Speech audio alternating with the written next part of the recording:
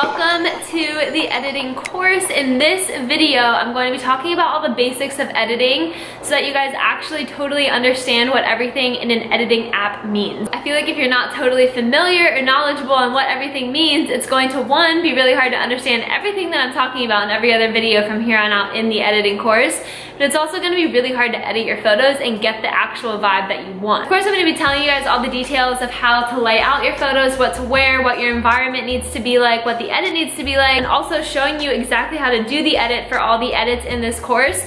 But if you guys want to take it one step further, get creative on your own, you're gonna have to know what all of these terms even mean. If you already know all the ins and outs of photography, then feel free to skip this video, but I'm just going to give you a very brief definition of what everything is and also show you an example of it so that you can actually see the change that occurs when you toggle a certain thing up and down. So, let's get to it. Okay, so I just filmed all of that stuff, but now I'm gonna insert this into the beginning. We are going to be using the Lightroom app, and this is free, so I do recommend downloading it on your phone. I will show you guys what the front thing, whatever it's called, looks like. It is this one right here. I don't know why, yeah, there you go. LR. If you are somebody who has my Lightroom presets, you're also gonna need the Lightroom platform on your computer. Everything is explained in your editing course ebook on how to integrate them into your app so that you have them available on your phone, but everything is explained there. I just wanted to give you guys a heads up that if you do have the presets, you're going to need the platform on your computer as well. But Lightroom is what we will be using. There are, of course, plenty of other amazing apps out there, but this one just seems to be the highest quality to me. It's just the most user-friendly. You can do the most with it, and it's just super fun. So without further ado, I'm gonna explain to you guys what all of the terms are. So the first one is contrast, which I am showing you right here. This one's pretty much just gonna be overall enhancing the photo, increasing the colors, darkening the blacks, brightening the whites, etc. Just making it a very sharp and enhanced photo. Second thing is shadows. So as you can see right here, I'm just toggling it up and down. If you go up on the shadows, that's actually gonna pull the shadow out of it. If you go down on the shadows, that's how it's going to darken the shadows. And all that really means is any shadow in the photo. So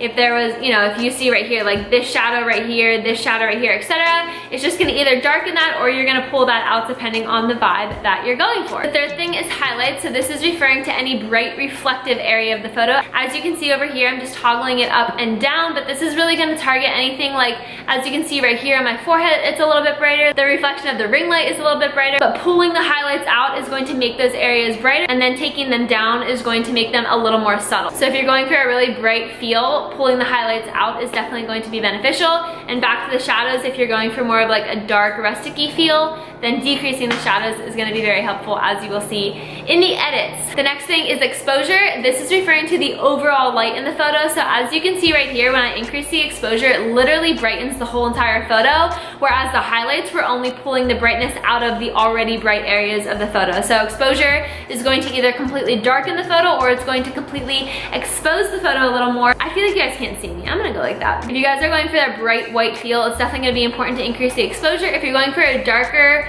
less saturated, and just more dark, shadowy black feel, then you're gonna wanna decrease the exposure in the photo, usually depending on the edit that you're going for and what the actual raw photo even was like.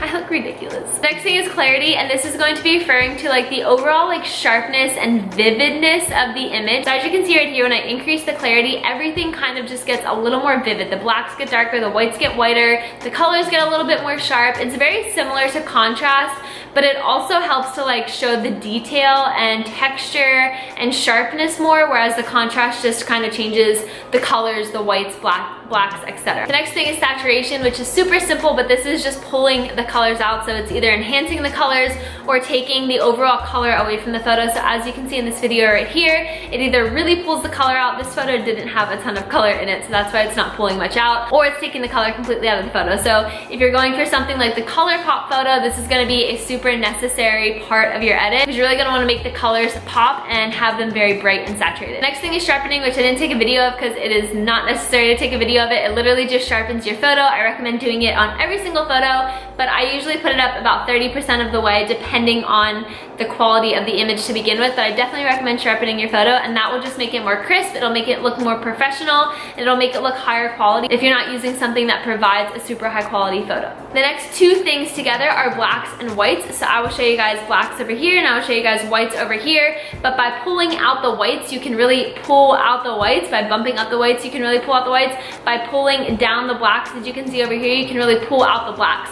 So if you're going for something like a rustic vibe, darkening the blacks is gonna be super important. If you're going for something with a very white feel to it, a very bright white feel to it, pulling out the whites over here, like you see, is going to be super helpful. So I love the whites and blacks. I use those a lot and I use them very drastically, but those are going to be super fun to play around with, and they're really gonna make a huge difference in your photo, as you will see in the editing videos. I did wanna show you guys just one more thing. So let's say you're doing the rustic vibe and you do the whole entire edit. It turned out perfectly, but you don't wanna have to do all of that next time. You kinda just wanna cut down on the time and only do a little. You can do what I'm doing right here and save the preset, aka save the edit, so that way if you have another photo that you wanna edit, you can just choose the preset. It will put the preset into the photo, and then you can just do a couple minor changes from there. You just click the three little dots at the top like you see, create a new preset, name it, and then it will be there. So without further ado, this video has come to an end. I hope that you guys understand everything. If you have questions, feel free to reach out to me. But welcome to the editing course, and I will see you guys in editing video numero uno.